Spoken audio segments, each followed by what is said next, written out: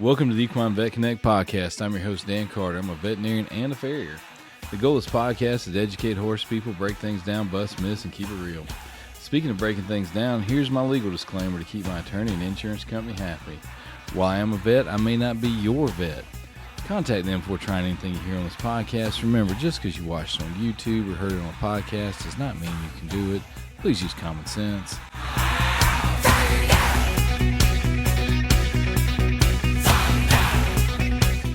1, 2, check, check, check, check it, wreck it, let's begin. Party over here, party over there.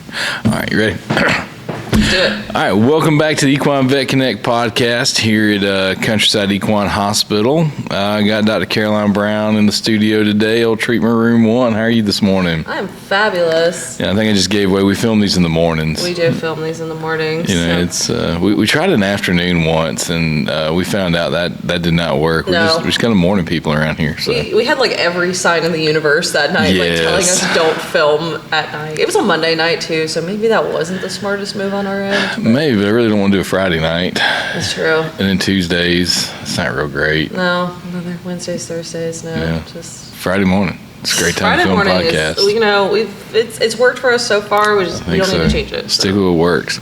All right, so today, we're actually, you know, I always tell you my first love is always lameness. I love lameness. I love orthopedics. I love anything performance related.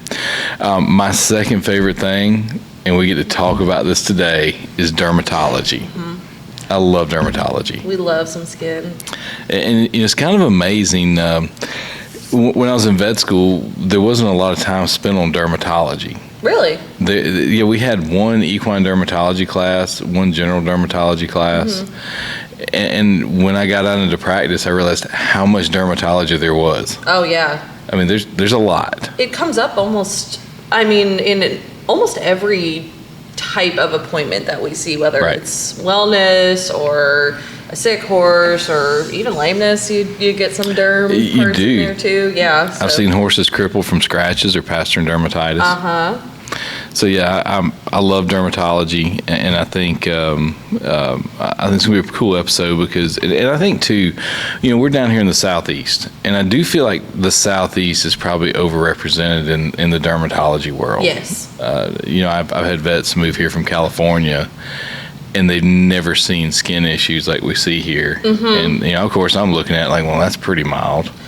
I remember when I was studying for boards, I had friends of mine that were at colleges that were up north, and they were texting me about some things, and they're like, what is pythium? And I'm like, ooh. And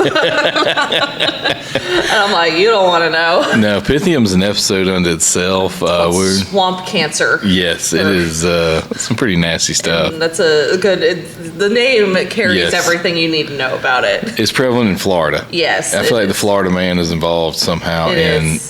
the old pythium and the old swamp cancer. It's not fun. So I deal with it a lot down the Caribbean, Mm-hmm. so it's kind of tough. So let's dive into this. Let's start talking about skin. You know, I think it's one of those unsung heroes of the body because it actually is the largest organ. it's an organ. People Yes. don't think that it's an organ, but it is an organ of in and of itself. It truly is. Mm-hmm. And I think it's too that, you know, and that's something that we'll talk about, you know, as the series progresses, because this is going to be a series. Yes. Is that it has its own primary problems, but it also gets kind of secondary problems from other diseases going on in the body. Mm-hmm. It's very reflective of things. So sometimes we see changes on the skin that are sometimes just like, you know, a clue to the bigger picture going on. Right. You know, one of the simplest ones is if you're dealing with like some chronic skin issues, chronic dermatitis in those older horses. We talked about this in our episode on PPID or Cushing's disease, that sometimes one of our first signs is a manifestation of these chronic skin wounds, chronic skin infections, and that can be one of those indicators that it kind of starts to, we see that and we start thinking like, hey, with the age of this horse, with this issue, do I need to go look at that? So it's really a cool thing. And when you think about it too, is you can live without a lot of organs. You know, you can make it without a spleen. You can't make it without skin. No. It is the first barrier that prevents disease. It is the first barrier that keeps diseases out. And it's an incredible organ, and it's a very important organ. Yes, and it's important for a lot too. I think if you've been following along with our page, you know about our little burn victim horse. And who lost 30% of her skin. Right. And just watching all of the changes with her. I mean, like, one of the big problems she's had is just, controlling her body temperature. Right. And, like, we've had a lot of crazy weather changes the last couple weeks, and it takes her body so much more time to adapt to these changes because she doesn't have that skin to help her kind of thermoregulate, and she can't sweat. And it's crazy to me because, I mean, like, I know how important skin is, but just seeing it in action, like not having that barrier, what that does. Well, and I can remember when she first came in, we get the team together and we're trying to come up with a plan, because this has definitely been Dr. Caitlin's been kind of on the lead on this case, but it's still sort of been a team approach because, these don't walk in every day. And, one of our first concerns was hydration. People don't realize, like, without skin, you're going to dehydrate. Yes. So it's very, very important for everyday function. Like I said, most people don't think about it, but this is a really important organ. So very important. We're gonna take this deep dive into it. And so I think to really talk about skin, it's like anything else. You need to understand what skin is. You need to understand the anatomy of skin, because it's got its own histopath. So if you're looking under a microscope, it's got distinct layers, and within those layers, there's distinct functions and what they do. So let's start talking about that. Let's start talking about the anatomy of skin. The anatomy of skin, yes. So we have three layers of skin, and then within those layers themselves, there's kind of their own sub-layers. Right. So our top layer is called our epidermis, and so that is kind of that initial barrier to everything deeper down. So in your epidermis, you have 5 different distinct layers of skin, actually. I'm not going to name them all here because there's a lot of them, but each of those layers kind of has their own role in them. That top layer is actually our unnucleated, like almost kind of dead or dying off cells. Like, you have that top layer, and that layer is super important to have. If you get rid of that layer, if you're exfoliating too much or wiping away extra of that layer, you're starting to break down into those deeper layers. And when you lose that, you just increase your susceptibility to these other diseases. Yeah, the epidermis is what we can see. It's keratinized. Yes. And that's very important. Like you said, the keratinized, that's that dead or dying skin, but that keratinization is what provides that first barrier defense. That first barrier defense, keeping things out. And it's interesting too, because the skin has its own unique microbiome too, and that microbiome is different, between species. So ours isn't the same as a horse, and it's not even the same between individuals. And it's kind of a product of their environment and what they've been exposed to. And that first layer of bacteria is super important, because that little microenvironment that we've created is keeping everything in balance. So something that we'll talk about kind of in this episode as well is a lot of these, antimicrobial shampoos and topicals and things, using those when they're needed in moderation can be extremely helpful, but doing those harsh products every single day can actually start to kill off some of the natural bacteria that's living there. And what happens is now you've left it open for these more pathogenic bacteria to come in and create a problem. So some of the issues that we will talk about is, they wouldn't necessarily happen if we had our, good microbiome there. No, and that's very, very important. We talk about that microbiome as normal flora. And that flora is very, very important, like you said, because these are non-pathogenic bacteria that colonize our skin, and they outcompete the pathogenic bacteria for nutrients. And so as long as those are in place, those pathogenic bacteria can't take over.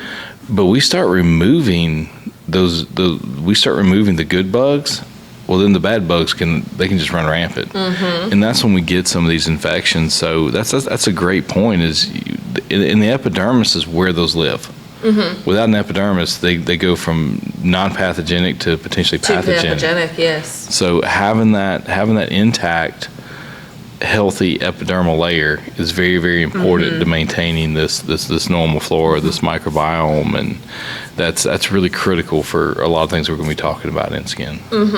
So epidermis, kind of summing that up, that's like our top layer. That's our, kind of first barrier of protection. It's super important.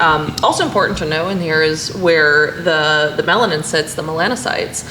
And so that is going to become a little bit relevant, when we start talking about, more of the cancerous things, because that's where these originate from. So in human terms, that's where your tanning cells live. We're able to tan. That's where, skin color comes from. So, with all of us and with our horses, they all have different colors of skin. So. So next layer down, epidermis. So it kind of makes sense. We're going to call the next layer the dermis. The dermis. Because epi means above, so the epidermis sits above the dermis. So this is my favorite layer. This is your favorite layer. My favorite layer. I like the dermis. This is where all the action happens. That's where all the cool stuff is. Yes. So this is where the blood vessels are, the nerves, the sweat glands, the sebaceous glands, which are secreting your oils. This is where all the fun stuff is, actually. Now that I'm actually saying it out loud. People don't think about it. It's where the magic happens. And little things that live in there, like you don't think about sweat glands as being that important until you have a horse that has anhidrosis, which is the inability to sweat. Yes. When those sweat glands, those apical glands quit working, now we got a problem. We got a big problem. Sebaceous glands as well. A lot of the, kind of like what we were talking about with the bacteria, the sebaceous glands, which are secreting oils, that's super important for your skin. Very. And if you don't have that layer, that's going to prevent your skin's ability to hold on to hydration. And that's where you can lead to a lot of drying out. And that drying out can then promote itching and what we call pruritus. And when that skin gets pruritic, they're going to scratch, and we get more damage. So again, unsung hero of the world, the dermis. The dermis. The blood vessels and nerve endings are here as well, because again, the skin is an organ, and so it needs to have good blood supply. And those nerve endings are also important for, pain sensations. So, if you touch something that's hot, or if you've got, a fly biting you, you can get away from that. A lot of times when we see these animals with really deep wounds that are affecting that dermis, they don't have sensation to that because they've lost it. There's no nerve endings there. Yep. And it's kind of a cool layer too, because it's very stretchy, and that's the components that make it. This is where your skin's ability to stretch and move comes in, is in this dermal layer. It's made up mostly collagen and elastin. I'm a collagen nerd. I love, because if you're talking about tendons and ligaments, if you're talking about joints, it's going back to collagen, skin, collagen. And so I use a lot of analogies when we start healing these different structures to skin, because it's the same process. It is. And kind of circling back to wound healing too, that collagen layer is where the strength of the skin comes from. And a lot of times when we are healing a wound, you have that top layer, that epidermis, that heals first, but it takes much longer for that collagen to regenerate. And so a lot of times when we have this wound healing, it's like, yes, the wound itself may have closed up, but if we haven't, gotten that bottom layer to close up, we just have a really weak kind of Band-Aid over the whole issue. So, when we get these deep wounds that are affecting those deeper layers, that's where we need to still be really careful in our wound healing process. Well, that's one thing. So if you take it down and you start looking at when these horses get a laceration or you do a surgery and you sew the skin back together, you suture this back closed, what we're trying to do is oppose those dermal layers and speed up that collagen cross-linking to hold those two wound edges together. And if you go and look, we always say, hey, we're going to take the sutures out in 2 weeks. Well, what's magic about 2 weeks? We're probably about, somewhere between 70 and 80% strength on that collagen. And so that's why when your vet says, hey, we'll take these out in 2 weeks, there's a reason for that. There is a reason for that. It's not a made-up note. We know that that's about how long it takes for that collagen to get strength. But again, it's still only like a 70 to 80% strength. Right. Which is strong enough, but it still takes a little more time for that collagen to get there. Absolutely. So now right underneath the dermis, these are very creative names. Hypo, under, hypodermis or subcutaneous layer. this is probably one of the workhorses, and it's also it's a very critical layer. Yes. In skin. It's the unsung hero. Yes. So it's the unsung hero of skin. Yes. The epidermis is the unsung hero of the body. Yes. So. They all have their roles. They're all playing the team part. They do. Mm-hmm. So they call this the fatty layer because there's a lot of actual fat cells that are in here, and that fat is super important for covering the rest of your body. You need that layer of fat in order to protect everything else that's down there. This is kind of that last layer before you start penetrating I don't want to say the more important stuff because it's all important. The skin is important, but you start penetrating some of those things that when you break through that, you're running into a lot more problems. Yes. And it's also critical too for movement of skin. Yes. Because you've got the stretch of those elastin and collagen in that dermal layer.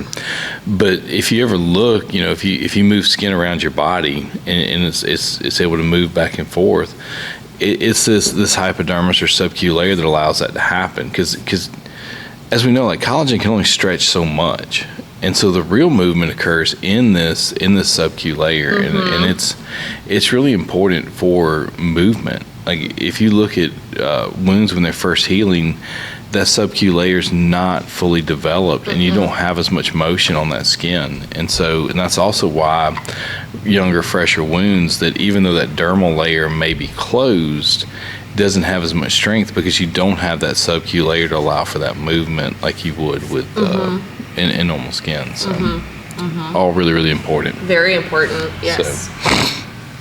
So that's kind of the nerd view of skin and what all's in there. And like I said, we didn't go too deep because you can get way in there, even the different layers of epidermis like we talked about. But if you know this information, this is going to get you through like 99% of dermatology. Because one of the things is now we're going to kind of move into your horse has a derm problem, what to expect when your vet comes out, what are the things that we're looking for. And the reason this anatomy of skin is important, because when we look at it, we're going to gauge like how many layers are involved in this. Is this a straight epidermis problem? Does it extend into the dermis? Is a subcutaneous layer involved? We're going to have an idea, because that's going to help us determine where a disease process is and what we're most likely dealing with. Right, and how to treat it as well. Yes. You know, a lot of our more superficial problems, we can, knock those out with, some antibiotics for a couple weeks, or maybe even some topicals. But some of our deeper structures, we may need to reach for a more systemic treatment. So let's going to go through, and this is going to be a real broad-based workup, because depending on what we're suspect of, this can change. But we want to talk about some of the things that when your vet comes out and you've called him because you've got a skin issue, you got a derm emergency, you got a dermatology issue. We're going to talk about some of the things that they're going to want to do. Because again, one of the things, like if you've been listening to this podcast, we preach this over and over again: an accurate diagnosis is the most important thing you can have. Once we know what we're dealing with, it becomes very clear what we need to do in the next steps. Our treatment plans can be very, very clear, so you're not just throwing stuff at it and hoping it happens. And I see this quite a bit in dermatology, where I saw this and we just put it on this, we just did this, and no one ever finds out what's wrong. And next thing you know, you're 6 months down the road, this isn't getting better, and you've got multiple issues.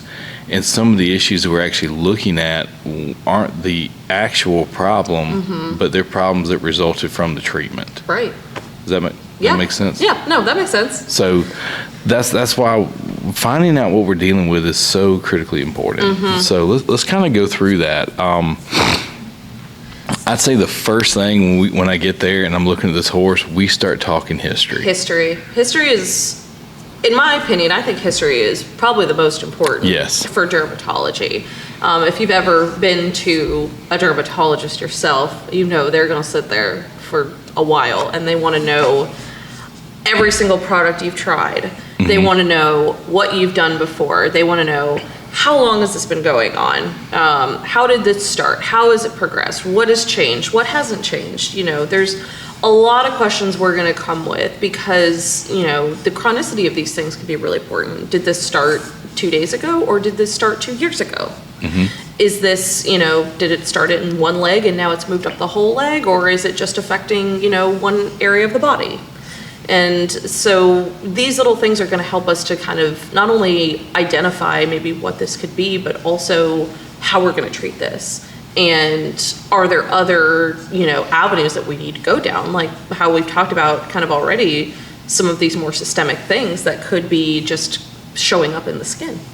Well, and one of the things I ask people to do when they call in, they're going to bring in a horse for a dermatology workup, is I ask them, I was like, okay, between now and the appointment, I need you to write down as much of a timeline as you can. And I want you to think through everything. Have you changed anything topically that you've been doing with your horse? Have you added a fly spray system to the barn? Or did you have a fly spray system and it's not there anymore? Have you changed barns? Has anything changed in your pastures? Seasonality is really important. So like you said, how long has this been going on? Trace it back, because the summertime, something started in the summertime may look different than something started in the wintertime. We actually, when we get into those autoimmune conditions, when we do that one, that's really important, because a lot of times autoimmune shows up more in the winter than it does in the summer here.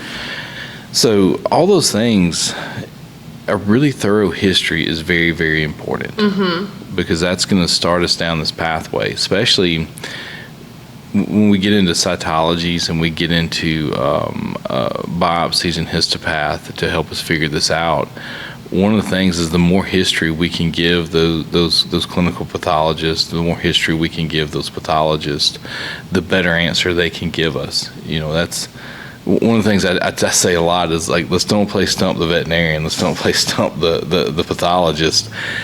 Like, where we just give them a sample and, like, oh, you tell me what it is. It's like, well, no, the more history I can give them, the more help they can be. It's the same thing with us. The more history you can give us on this horse, the more helpful we can be. The treatments as well. So, if they've been treated for this before with, a couple rounds of antibiotics or steroids or something, that's important for us to know too.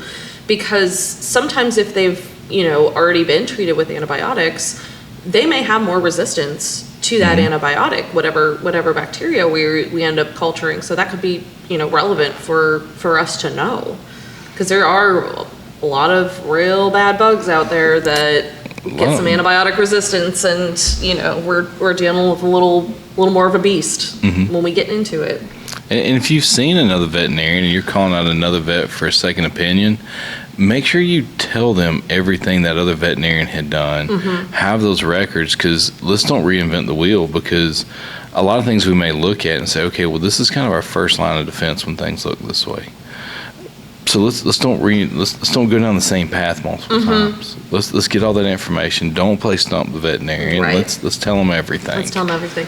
And I'm a big fan of pictures, personally. Yes. I'm a big fan of, if your horse has, a lesion or is itching in a certain pattern, take pictures of them. Take it at different days. Take it, as we're healing, as, we're getting worse. Like, I want to see the progression of things, because, it's very difficult to look at a horse that you've been looking at every single day and notice a progression. But sometimes when we have a picture from now to 2 weeks ago, you can see, holy cow, this has gotten a lot better. Right. Or, wow, it's gotten a lot worse. Yes. And I love pictures too, because there's times where when I'm sending in some of these skin samples, sending some of these biopsies to the pathologist, I will send pictures with it. So we do that clinical description of the lesion when we send it in, but a picture's still worth 1,000 words. And so I'll attach pictures to that, and sometimes I'll get pictures from the owner. It's like, let me get your picture so I can give him a date line of how this is progressing, so we can find out what that is. It's very important. Good history. The next thing is the exam. The exam. The exam is not just looking at the skin. It is a full systemic evaluation, because as we're going to talk about in some of those other episodes later on, we're going to talk about the systemic diseases that manifest in the skin. And so full physical examination. Yes, it's very important. Because again, there's, like we talked about Cushing's disease. Sometimes, yes, we may be seeing some outward, weird dermatology, some weird scratches or skin infections that we're seeing, but if we're looking at the whole horse and we're like, something's not right here, that may lead us down a whole different path. Like, yes, we are still going to treat the dermatology component, but we need to be thinking on an endocrinology, brain too, because we can throw, all the treatment we want in a dermatology, but if we have an underlying metabolic condition, we're not going to get very far. The one that jumps to mind is mead. Multisystemic eosinophilic epitheliotropic disease. And it's actually an autoimmune condition that affects multiple organs in the body, but it manifests as skin. Yes. And so you get out there and you're doing this exam and you see a lot of diarrhea in the tail. You see weight loss. And all of a sudden you've got systemic skin disease, systemic dermatitis. You're going, hold up. We need to look at this from a different perspective. So that leads us down a whole nother road. So a good, thorough exam. And if you heard any of our podcasts, I think everything starts. I remember that some of my greatest mentors when I started, they said that you miss more not looking than not knowing. And I can remember one of my mentors, Dr. Stephen Reed, when I was at Root and Riddle. Every case, like, this is a man that wrote Equine Neurology. He wrote Equine Internal Medicine. And everything he did, he started with a physical exam. That was everything. Yes. And this is probably one of the smartest veterinarians that's ever lived. But everything went back to a thorough physical exam. So. Oh yeah, and a lot of these vets too. Same thing I worked with there. Like, you have to look at the patient themselves. Yes. You have to look at them. You can't just interpret, a culture or cytology by itself. You can't just interpret a blood work sample. You can't just look, or an image, you have to look at the whole picture. And with dermatology, that is so important. Yes. So important. So one of the next things I think about is we need to get, we've done our thorough physical exam. We've determined things like, how deep does this go? How much of the body's affected? Is it a single site or is it multiple sites? This can be anything from hives to wounds on the skin. We determined the distribution of it. We've looked at these. Well, now we have to start running down and we have to start getting some samples. And one of the ones that a lot of people don't think about when you're looking at skin disease, basic blood work. CBC chems. Because again, if we're trying to rule out systemic disease that's causing issues with the skin, we need that that general blood work to help us go down that path. Blood work's important. And then, even just looking at where are these lesions is important too. So, is it one sole lesion? Is there a lesion here and in another part of the body? Or are they all kind of clumped together? That's going to help us kind of determine, where we need to start looking at things. And then we get to sample collection. Yes. And sample collection is where the fun things are. So. Yeah, I'm one, like, I'm a get it done and get it done fast person. So when I go in to get samples, it's like, let's just get it all and get this done and find out what we're dealing with. Some people are a little more stepwise. I'm kind of like a tornado, right? I just want to get in and get all my samples. I want this thing diagnosed by next week. I want to know what I got. One of them's a basic skin scrape. That's always a great place to start, and I feel like we start there a lot. It's that basic skin scrape, and you can get a lot of information from that. Yes, you can. So basically, what this is you take the back of a scalpel blade and you just kind of very gently scrape off that very top layer of epithelium. And that's going to tell you a lot of information. So it's going to tell you about, what types of cells we're dealing with, if there's, white blood cells or red blood cells component to it, if we have bacteria or fungi attached to it as well. Well, and what type of bacteria? I think one of the things I think we forget a lot about is one of the first things you looked at under a microscope in biology class was a gram stain. Gram negative versus gram positive, and that's the different types of bacteria. And we forget about that. But just knowing that is incredibly powerful, because if you got a bunch of gram negative rods, that kind of pushes you down a pathway. And that's a simple test we run here all the time, looking under a microscope. So scrape skin scrape. Ectoparasites. Yes, parasites. I don't even think we've talked about parasites yet. Luckily here, that's one good thing. In North America, we don't see a ton of ectoparasites since the advent of the dewormer. Yes. But other countries, ectoparasites real. And it can still happen here. It still happen here. I've had some that I'd go and I start looking and I touch some lice and I shudder a little bit. So little creepy crawlies. And lice for here's our fun fact of the day. Not everybody knows this. Lice is species specific. So if your horse or your dog or your cat has lice, you cannot get it from them. Mm-mm. You cannot transfer your own lice to them. Not everybody knows that. Fleas, not the same thing. No. But they're still just, I see things crawling around in the skin and I retract a little bit. It's just... It's a little creepy crawly for me. Little creepy crawly. So, but that can also be a component to a lot of these things. Mm-hmm. It's going to be very, very itchy. So again, starting out with that basic skin scrape, you can go a little bit deeper in that cytology. You can start to get down into that epidermal layer. You get through the epidermis into the dermis. We're typically not going to scrape into the sub-Q. No. One of the other things I'll do is impression smears. If there's a lot of depth to it, like if I'm down to that sub-Q layer, I'll do an impression smear. That's a fancy way of saying is I'll just take the slide and I'll push it onto the wound. And I'll pull that kind of top layer off, stain that up and look at those cells. Gives me a lot of information. I got a ton of neutrophils in there, kind of points me down one path. Ton of lymphocytes, I'm going another way. Bacteria everywhere, like one single species, like we didn't really talk about this, but normal flora's got multiple species. Yes. You start seeing a single species, like I said, those gram-negative rods, that throws a big flag in my mind. I start seeing gram-negative rods, you're probably not supposed to be there. Right. I got a mix of bacteria, I'm okay. Right. And if we are trying to get those deeper layers, we'll reach for a punch biopsy. Yes. So punch biopsy is just going to penetrate some of those deeper layers so we can get that hypodermis. We can even start getting sometimes even deeper than that into more of those like fat and even muscle layers sometimes for some of the more kind of superficial muscles. But for a lot of these, deeper rooted skin infections, like things that they are starting to get into more of the hair follicles or the sebaceous glands, that is going to tell us a little bit more. It gives a little bit better idea of what's going on with those. It's probably my favorite diagnostic. The punch biopsy? The punch biopsy. And I was really lucky when I was a farrier in vet school.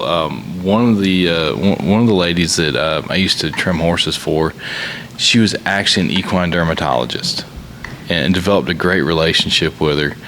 And I would always make her teach me something about derm. So Dr. White, if you're out there listening, I learned a lot from you. But I always make her teach me about dermatology. And one of the things she couldn't stress enough was biopsying skin. And biopsying skin correctly. And I think that's the part, like she was really big on, you want to use a minimum of 10 millimeter biopsy punch. You don't want a little tiny one. No. You need a big one. And you want to be right on the edge of that lesion. You want to have normal and abnormal cells, and you want them kind of almost split right down the middle. Because that's where the lesion's the most active. So getting that biopsy and getting it correctly. And again, don't be afraid to take multiple of these. Yes. Your vet's going to probably want to take multiple. Like, let's don't put all our eggs in one basket. Let's get multiple of these biopsies. Especially if there are multiple sites involved, too. Yes. I'm a big fan of getting lots. I'm like, bare minimum, I will get 3. Yes. Unless I only have one singular lesion. But even then, sometimes I'm like, if it's a bigger lesion, I'm like, I'm going to get a couple, because each one can be very different, and so you may not have a diagnostic sample in one, and that's no human error with that. Sometimes you just get it and it doesn't show what you need it to show. Well, I think too, we talk about where to get them. I'm big on getting that margin, but there's times I'm going to go to the center of that as well, because I can't tell you how many of those. Like I'll get those multiple biopsies on some of these bigger ones, and you see one thing on the outer edge of that. But then we got a whole nother thing on the inner margin. And so, okay, if we didn't take both of those samples, we'd be somewhat lost. We'd only be getting half the picture.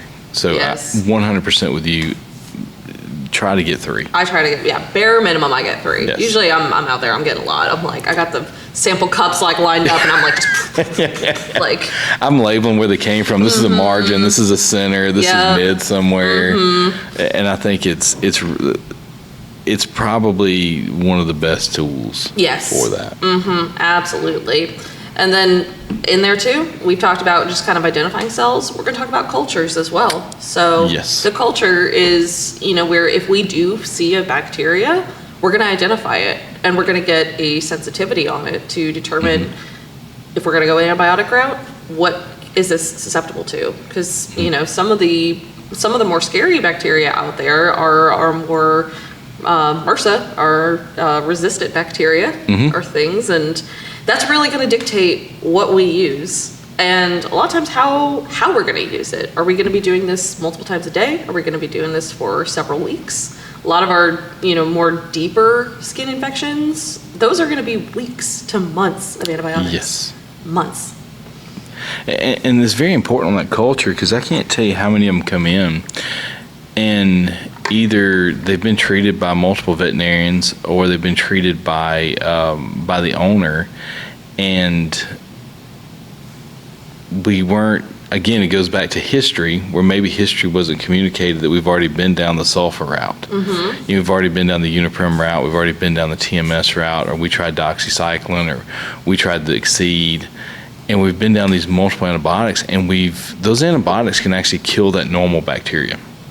So we kill those off, and we continue to get this overgrowth, and then because we've been going at it with the wrong antibiotic for so long, we've got these drug-resistant strains that, like, you start pulling these cultures, and it's like a single bacteria. It's a nasty one, and you're looking through the sensitivity list, and you're like, I got one antibiotic. I got one that I can kill this thing with. So, and you have to be very careful going forward too. You have to be very careful. And so that's that culture and sensitivity. Again, like, I come out and when I start getting my samples, do my exam, I start getting my samples. I'm going to start off. First thing I'm going to do is I'm going to get a good culture on it. The other thing important about the culture, if you've got an appointment scheduled, make sure you take it, and they are still on an antibiotic, take them off for 24 to 48 hours before they come in. That's going to give us a better result on that culture. Yes. So that's usually the first thing I'm going to grab. Is I'm going to reach down there, grab my swab, get my culture. I'm going to start collecting some cytologies, whether that's impression smears or skin scrapes. Next thing is I'm going to go ahead and grab my biopsies, and then I've got a lot of samples there that can get me a lot of places. And we just start working through the problem. And knowing what pathologists to send skin to, we've got some really good ones that actually I think like skin that we send samples to. But every pathologist has got what they're good at and what they're not. And so knowing which pathologists are good at reading skin. Dermapathology is, if you've ever talked to one of them, they can nerd out about some stuff. They know all the things about skin. Yes. I'm like, I get some of these reports back, and I'm like, there were so many words on this. And I'm like, I need you to break this down to me a little bit. I'm like, ooh. No, they're just incredibly helpful. Like, yes, they are. When you find that pathologist that's kind of a nerd on skin, at least me, as soon as I found him, it's like, I'm writing that name down, I'm submitting everything to you. And so we actually have a lab that we just send skin to because they are really good at it. And I'm super thankful for them, because I can't tell you how many cases they've helped me solve over the years. So, and it goes back, sometimes it's not necessarily knowing the answer, but knowing how to find it. And I think that's really important with dermatology, because more times than not, chronic skin issues, the acute ones maybe not, but we start getting into chronic, there's going to be biopsies, and we're going to, like, that biopsy tells you so much about what's going on. Absolutely. And it's going to direct our treatment as well, too. So, when kind of transitioning into that, coming up with the treatment plan, I think, two main things I think of is regular checkups. So, keeping in touch with your veterinarian, having them come back out, reevaluate. Sometimes we do need to repeat some of those, skin scrapes or biopsies and things, see how things have changed and are responding. And documentation as well, the pictures. So this is where, you know, whenever I get a derm case, I start snapping pictures immediately. Yes. And, you know, all these horses have little albums on my phone of their name and what their lesions look like. And so if you scroll through my pictures, there's just a lot of weird skin things and eye things. And well, I think it's important too to remember pictures are fantastic, but they can't replace that exam. Correct. Because you need that 3D appearance. Like, are these things raised? And there's certain things, like I'll try to look at a picture and I can't. You can't tell. I can't get the full effect. And so having that 3D exam, and then also like the picture you get, like initially we'll get these pictures in before the first visit, and we'll see like this one lesion, but they didn't realize the importance of these other ones we didn't get pictures of. So when your vet's like, hey, I need to come see them, there's a reason for that. There's a reason for that, yeah. We're hunting these things. So so staying on top of that, and then the other thing too is staying consistent with our treatment plan. A lot of these these things that we're treating, you know, the skin might start to look better within a couple days, but that doesn't mean we can stop our antibiotic right away. yes. Or that doesn't mean that we can, you know, stop our steroid. We have to continue the full regimen of the treatment plan, because prematurely stopping some of these plans can cause this rebound. And now we're in a much deeper creek. I tell people, like, this is marathon, not sprints. Yes. Like, and you got to be in it for the long haul. You know, some of these, like, all right, you have to be disciplined. Keep going. Yes. Keep going. Keep going. And it can be a lot. It can be a lot to stay on board with that. I know I've had some issues with, you know, going out and clients are like, oh yeah, well I stopped the antibiotic like a week ago because they looked better. It was like, why'd you do that? No, don't do that. Please don't do that. Yeah, there's a reason it's there. Like, yes, it's looking better. We got to power through.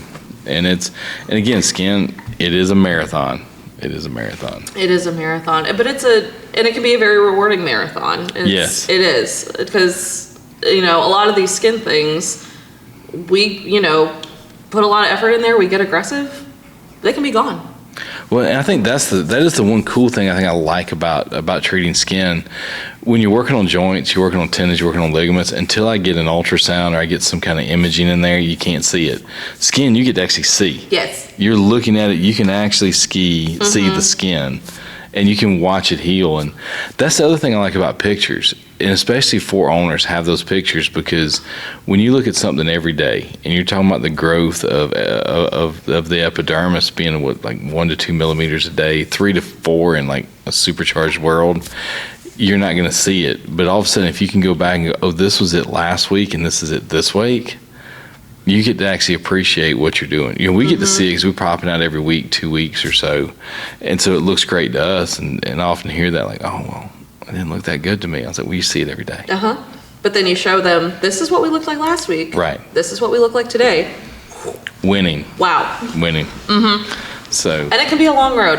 The last one that I think of that came to mind, it was 6 months before we had everything under control. And this was an older mare, and she also had, you know, some endocrine stuff going on. So, you know, it was a little bit more complex of a case, but you have to be in it for the long haul. And luckily with this owner that I was working with, you know, she was really on board with everything. You know, we were checking in every 2 weeks for the duration of this. This was a long haul, but it was worth it. It was very worth it. Well, and I think too, one of the things I'd like to talk about is when you make that phone call for that you get that appointment scheduled, we're going to come out and look at it for dermatology. If it's going to be a day or two before we can make everything work scheduling wise between the owner's schedule and our schedule, one of the questions you need to ask your vet is, what would you like me to do in the meantime? Because we may say, hey, keep it covered till I get there, or we may say, hey, I just want you to wash it with mild soap and water. Don't use anything caustic. We may tell you different things to do, because where we don't want to be is we get there and you've been cleaning it aggressively with some kind of an antibacterial, so now our culture is not going to work out, or you're putting some kind of topical on there that we're going to have to try to figure out how to get off, or that topical may be causing irritation.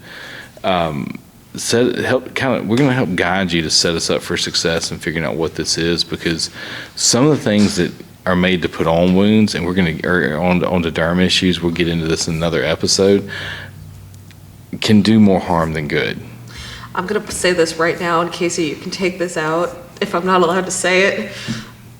I don't like Blu-Kote. Yes. Blu-Kote is my worst enemy. Yes. I don't know if I'm allowed to say that. I am right there with you. This is my hit piece on Blu-Kote. Because you go out and you see Blu-Kote, and for those of you who don't know what Blu-Kote is, it's an aerosol spray that people put on, and it looks like you spray painted your horse with blue.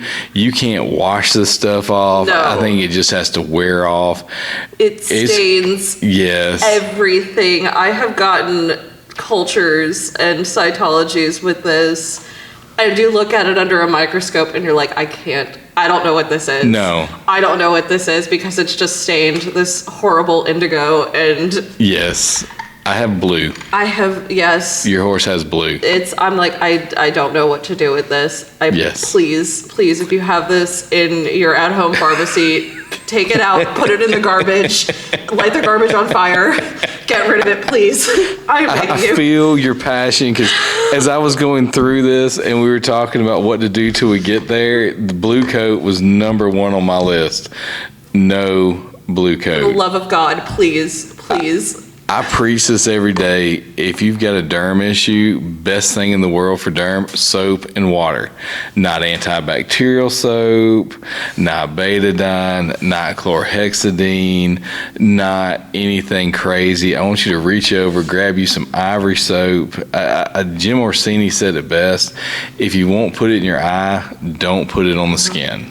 Don't do Dawn either, because Dawn actually strips all of the oils from the skin. I learned that. So you know, my favorite one is palm olive. Palm olive, yes. I swear, if I could repackage palm olive, call it Dr. Dan's Show Glow, I could sell it like crazy, because I just remember, and it was actually that dermatologist that taught me this. Mm-hmm. And then I started thinking back when I was, at my grandma's house, and she was watching her, her stories. Mm-hmm. And it's like, oh, you can wash a sink full of dishes and not dry your hands. Mm-hmm. And that's leaves it all silky smooth. Yeah, yes. Keep those natural oils. Mm-hmm. It's not a detergent base. So yes. We'll talk about all of our recommendations and things we like and don't like as we go into this. We have quite a lot to discuss in this series. We've got scratches, and we've got summer sores and pythium and cancer and autoimmune diseases. Nerd on autoimmune, love autoimmune. Yes, we have.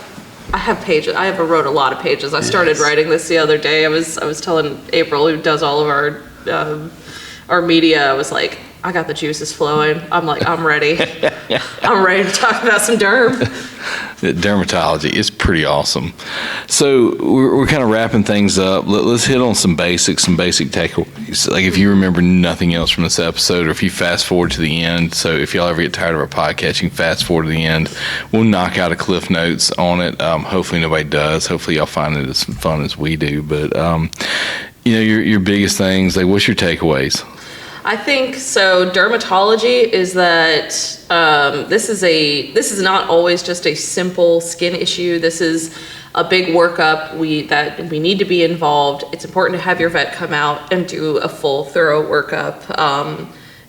Sometimes it is just looking at the one lesion, but sometimes it is going to be a whole body exam. And so, being on board for that, knowing your history on your horse, documenting is going to be really important too, kind of as we go through some of these other diseases, just documenting how we're responding and what's changing, what's not, where do we need to go next. I think that's my key takeaway.